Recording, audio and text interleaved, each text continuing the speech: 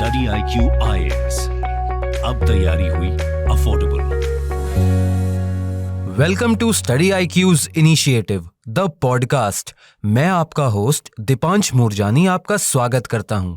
The podcast के last episode में हमने गवर्नर से रिलेटेड कुछ इश्यूज को समझा था। सभी यूपीएससी एस्पिरेंट्स हमारे पुराने एपिसोड्स को सिर्फ यूट्यूब पर ही नहीं बल्कि कुछ ऑडियो स्ट्रीमिंग प्लेटफॉर्म्स पर भी सुन सकते हैं, जैसे Spotify, Hubhopper, Apple podcast etcetera. आज के एपिसोड में हम एग्जाम के पर्सपेक्टिव से एक बहुत इंपॉर्टेंट टॉपिक डिस्कस करेंगे। वो है national emergency. Sir, first things first, क्या आप हमें इमरजेंसी के बारे में कुछ बेसिक इन्फॉर्मेशन दे सकते हैं? और हम ये भी जानना चाहते हैं कि इमरजेंसी को किस सिचुएशन में इम्पोज किया जाता है। इमरजेंसी से रिलेटेड सभी प्रोविजंस हमारे कॉन्स्टिट्यूशन के पार्ट 18 और आर्टिकल 342 से लेकर आर्टिकल 360 तक मेंशन्ड है। इमरजेंसी सिचुएशंस का मतलब किसी एबनॉर्मल सिचुएशन से है जहां पर सेंट्रल गवर्नमेंट पावरफुल हो जाती है and all the states union के कंट्रोल में आ जाते हैं। इमरजेंसी के प्रोविजंस को इंडियन कॉन्स्टिट्यूशन में इसीलिए ऐड किया गया ताकि एबनॉर्मल सिचुएशंस में सेंट्रल गवर्नमेंट हमारी कंट्री की sovereignty, unity, integrity and security को प्रोटेक्ट कर सके। इतना ही नहीं, हमारे पॉलिटिकल सिस्टम और कॉन्स्टिट्यूशन को प्रोटेक्ट करने के लिए भी इमरजेंसी के प्रोविजंस को ऐड किया गया है। Doctor BR Ambedkar Indian constitution के लिए ये बोला करते थे कि हमारे कॉन्स्टिट्यूशन सिचुएशंस के आधार पर यूनिटरी भी हो सकता है और फेडरल भी हो सकता है। नॉर्मल सिचुएशंस में तो हमारा कॉन्स्टिट्यूशन फेडरल सिस्टम के प्रोविजंस को प्रोवाइड करता है, लेकिन इमरजेंसी की सिचुएशंस में हमारे यहाँ पर यूनिटरी बायस्ड दिखाई पड़ता है। कॉन्स्टिट्यूशन में 3 तरह की इमरजेंसी को स्पेसिफाई किया गया है। फर्स्ट, नेशनल इमरजेंसी, जो आर्टिकल 352 के तहत वॉर के दौरान या एक्सटर्नल एग्रेशन के टाइम पर या फिर आर्म्ड रिबेलियन के टाइम पर नेशनल इमरजेंसी को इम्पोज किया जाता है। Next type is state emergency. Article 356 के तहत किसी स्टेट में अगर कॉन्स्टिट्यूशनल मशीनरी फेल्यूर होता है तो उस स्टेट में प्रेसिडेंट रूल लगाया जा सकता है। नेक्स्ट टाइप ऑफ इमरजेंसी है फाइनेंशियल इमरजेंसी, जो आर्टिकल 360 के तहत आती है। अगर इंडिया की फाइनेंशियल क्रेडिबिलिटी को थ्रेट होता है तो उस सिचुएशन में फाइनेंशियल इमरजेंसी को इम्पोज करने की प्रोविजंस आर्टिकल 360 में मेंशन की गई है। सर, क्या आप हमें नेशनल इमरजेंसी के कुछ कॉन्स्टिट्यूशनल प्रोविजंस के बारे में बता सकते हैं? अब हम आर्टिकल 352 के प्रोविजंस को समझेंगे जिससे नेशनल इमरजेंसी बोला जाता है। आर्टिकल 352 प्रेसिडेंट ऑफ इंडिया को यह पावर देता है कि war, external aggression, armed rebellion के द्वारा अगर इंडिया या फिर इंडिया के किसी भी पार्ट की सेफ्टी को थ्रेट होता है तो वहां पर प्रेसिडेंट को कॉन्स्टिट्यूशन से नेशनल इमरजेंसी इन्वोक करने की पावर्स दी गई है।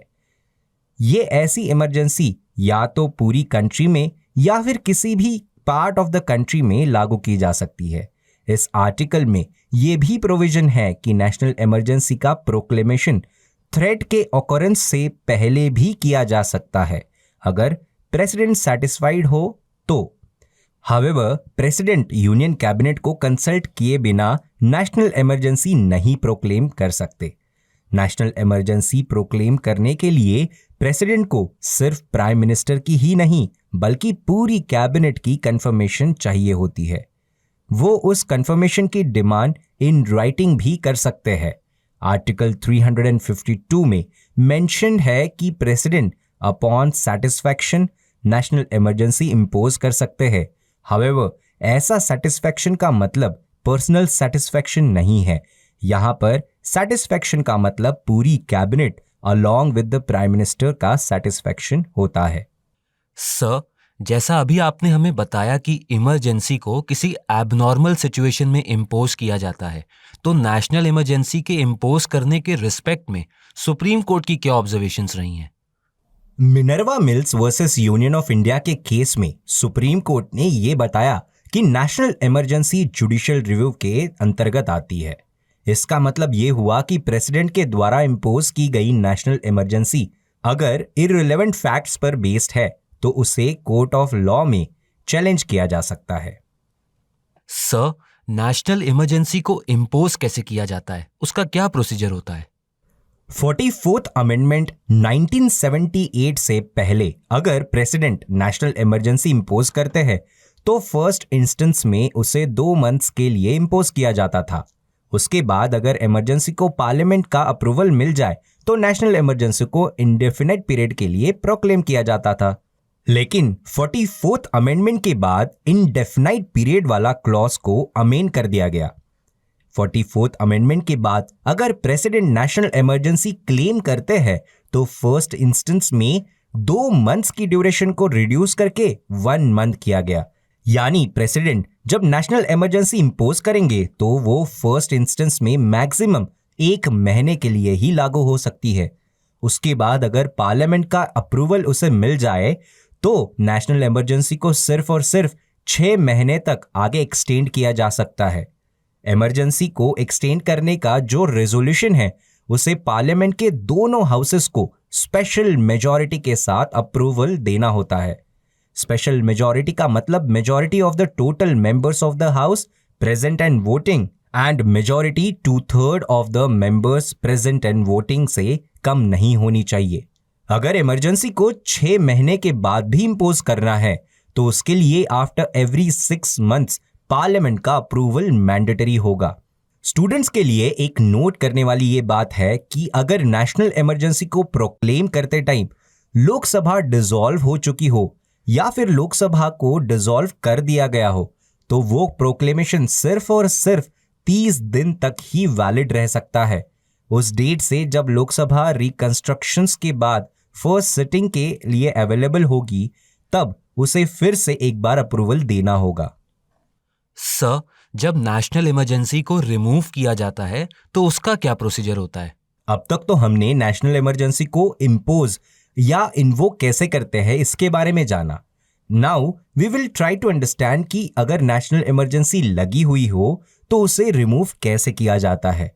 अगर प्रेसिडेंट के द्वारा प्रोक्लेम की गई नेशनल इमरजेंसी को रिमूव करना हो तो प्रेसिडेंट उससे किसी भी टाइम रिवोक कर सकते हैं।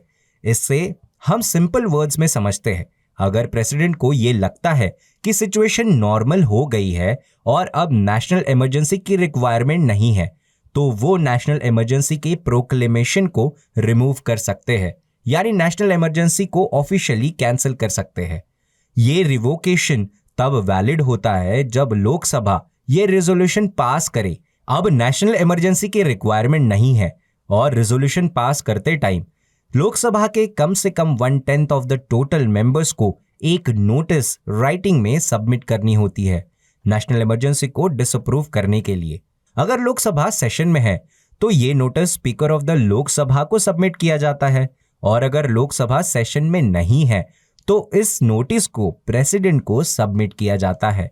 लेकिन जब ये नोटिस लोकसभा के स्पीकर या प्रेसिडेंट को सबमिट की जाती है तो विद इन 14 डेज में एक स्पेशल सिटिंग बुलाई जाती है लोकसभा की जो इस रेजोल्यूशन को कंसिडर करती है।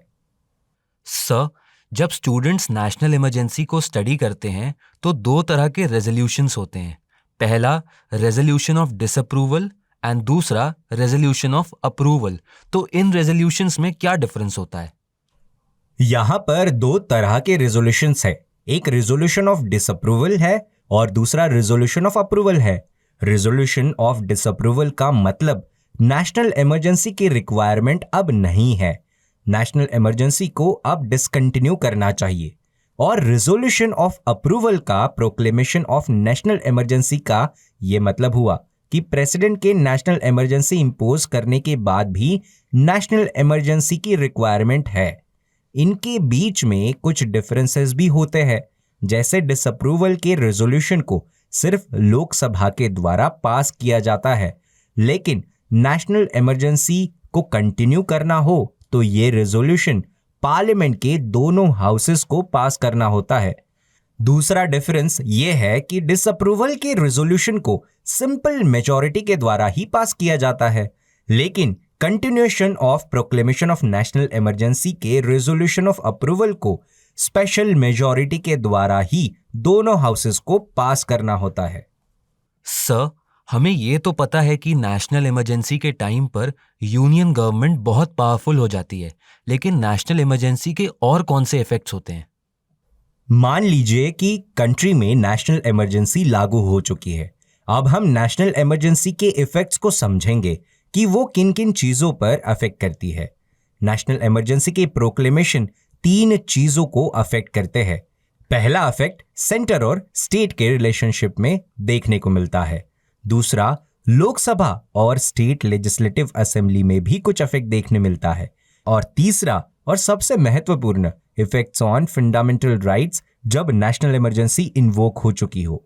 सेंटर और स्टेट के रिलेशन को नेशनल इमरजेंसी कैसे अफेक्ट करती है ये समझते हैं। जब इमरजेंसी प्रोक्लेम की जाती है तो सेंटर और स्टेट के रिलेशन में काफी सारे चेंजेस होते हैं। एग्जीक्यूटिव की बात की जाए तो नेशनल इमरजेंसी के टाइम पर स्टेट की एग्जीक्यूटिव पावर सेंटर के पास होती है और जिस तरीके से सेंट्रल गवर्नमेंट चाहे वो स्टेट गवर्नमेंट को उसी तरह से परफॉर्म करने के लिए इंस्ट्रक्ट करती है।